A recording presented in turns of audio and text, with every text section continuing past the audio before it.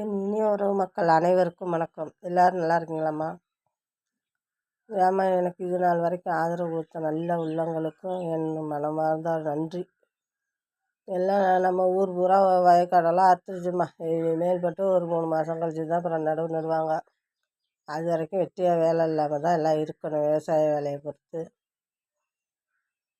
சரிம்மா, இப்போ நம்ம கடைக்கு வருவோம். நம்ம கடையில் நமக்கு ஜாமான் வாங்கி கொடுக்க ஆள் இல்லை. நம்ம என்ன பண்ணுறது? ஜாமான் வாங்கி கொடுக்க ஆள் இல்லைன்னு வெறும் கடையை போட்டுட்டு உக்காந்துருந்தா எப்படி வியாபாரம் ஓடும்? அதனால் நான் என்ன பண்ணுவேன், ஒரு 11 மணி 12 மணிக்கு என்ன பண்ணுவேன், போய் நம்ம லோக்கல்லே வாங்குறது. நம்ம வெளியில் போய் வாங்கி வண்டி ஓட்ட தெரியாது, அதனால் தூக்கிட்டு வர முடியாதுன்ட்டு நான் என்ன பண்ணுவேன், அங்கே போய் வாங்கிட்டு வருவேன்.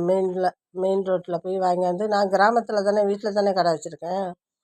அங்கே வாங்கியாந்து ஏதோ சேல்ஸு பண்ணுவேன். ஒரு நாளைக்கு 1000 ரூபாய்க்கு தான் ஓடும், அதுக்கு மேலெல்லாம் ஓடாது. அந்த 1000 ரூபாய்க்கு ஓடுறத வச்சுக்கிட்டு அதை மீண்டும் அந்த ஜாமான்களை வாங்கியாந்து போட்டு அப்படியே ஓட்டணும். அந்த மக்களே, இருந்தாலும் நமக்கு உதவி செய்ய ஆள் இல்லைங்கும்போது என்ன பண்ண முடியும்? அவங்கவுங்க பொழப்பத்தான் அவங்கவுங்க பார்க்குறாங்க. அவர் ஏன் யார் கடை வைக்க சொன்னால், நீனே போய் வாங்கிக்க அப்படிங்கிறாரு.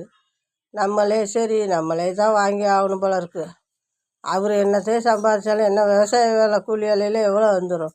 அதில் மாதம் 20,000 நம்ம லோனு, வீட்டு லோனு போட்டது அதை கட்டி ஆகணும். டிராக்டர் எடுக்க வீட்டு லோனு போட்டார், டிராக்டரு ஓடல, வீடும் விளங்காமல் போயிடுச்சு. ரெண்டுமே நஷ்டத்தில் போயிடுச்சு. என்ன பண்ண முடியும்? சரின்னு அந்த கடனை நம்ம பட்ட கடனை அடைச்சி தானே ஆகணும். அதனால் அவர் ஓடிக்கிட்டு இருப்பார்.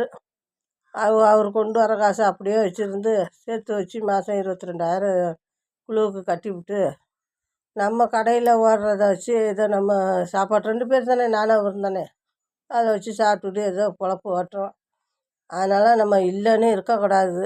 நம்மளால் முடிஞ்சதை ஒரு வேலையை செய்ய வேண்டியது தான். அதில் இடையில இந்த கப்பு சாம்பிராணி போடுவேன். அதெல்லாம் கடைக்கு மட்டும்தான் வச்சுக்குவேன். அதை நான் வெளியில் இன்ன வரைக்கும் முன்னாடி ஃபஸ்ட்டு ஆரம்பத்தில் கடையில் கொண்டே கொடுத்தேன்.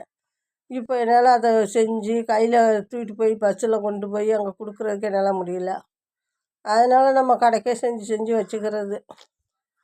அப்புறம் மற்றபடி இந்த மெழுகுவர்த்தி நான் நம்ம கடையிலே செஞ்சு வச்சுக்குவேன். யாராவது கேட்டாங்கன்னா கொடுப்போம். இந்த கரண்டு இல்லைன்னா கேட்பாங்க, அப்போ கொடுப்போம். மற்றபடி என்ன, அப்புறம் இந்த இடையில ஏதாவது நமக்கு இந்த குழி பணியாரம் கொஞ்சம் ஈவினிங் நேரத்தில் கொஞ்சம் செஞ்சு விற்பேன். அப்புறம் பஜ்ஜி போடுவேன். ஏதோ நம்மளுக்கு அன்னநாடு ஓடுறதுக்கு உள்ள ஏற்பாடை நான் பண்ணிக்கிட்டு தான் இருக்கேன். எனக்கு 10 ரூபா கிடச்சா தானேம்மா நான் சாப்பிட முடியும். எனக்குள்ள தேவைகளை நான் பூர்த்தி பண்ணிக்குவேன். யார்ட்டையும் நம்ம வீட்டுக்காரர் கொடுக்கலன்னு நினைக்க மாட்டேன், நம்ம பிள்ளைங்க கொடுக்கலன்னு நினைக்க மாட்டேன். தன் கையை உனித்த கரணம் பஞ்சுக்கிறதே நம்மளால் முடிஞ்சதை நம்மளே செஞ்சுக்கிறது. சரிங்க மக்களே, அது மாதிரி யாரையும் நம்பி இருக்கக்கூடாதுங்கிறது தான் என்னுடைய நோக்கம். ஓகே மக்களே, நன்றி, வணக்கம்.